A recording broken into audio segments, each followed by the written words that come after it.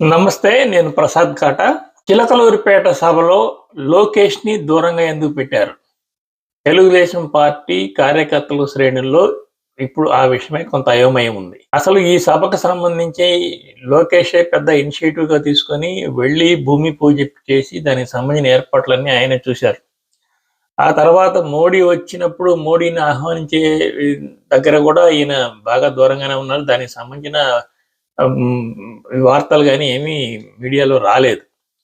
ఆ స్టేజ్ మీద బాలకృష్ణ మాట్లాడారు, అచ్చెన్నాయుడు మాట్లాడారు, సీఎం రమేష్ మాట్లాడారు. కానీ లోకేష్ మాత్రం ప్రసంగం లేదు. ఆయన రాలేదు. ఎందుకు లోకేష్‌ని పక్కన పెట్టారు? ప్రధానమైన కారణం ఒకటే కనిపిస్తుంది అందరికీ. దేశవ్యాప్తంగా బీజేపీ పార్టీ వారసత్వ రాజకీయాల మీద ఈ మధ్య విపరీతంగా విరుచుకుపడుతోంది.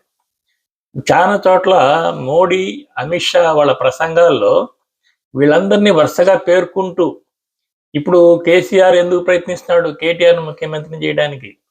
అదేవిధంగా డీఎంకే స్టాలిన్ ఎందుకు ప్రయత్నం చేస్తున్నాడు ఉదయనిధి స్టాలిన్ ముఖ్యమంత్రి చేయడానికి అని ఇట్లా ఒక్కొక్కరిని పేర్కొంటూ ఇదిగో ఈ ప్రాంతీయ పార్టీల వాళ్ళంతా వాళ్ళ కుటుంబాలని ముఖ్యమంత్రులు చేయడానికి వాళ్ళ కుటుంబ సంక్షేమం కోసం పోరాడుతున్నారు, ప్రయత్నం చేస్తున్నారు. కానీ బీజేపీ మాత్రం ప్రజల కోసం పనిచేస్తుంది అనే ధోరణిలో 5, 6 చోట్ల ఇప్పుడు అలాంటి ప్రసంగాలే మోడీ నోటను, అమిత్ షా నోట వచ్చాయి.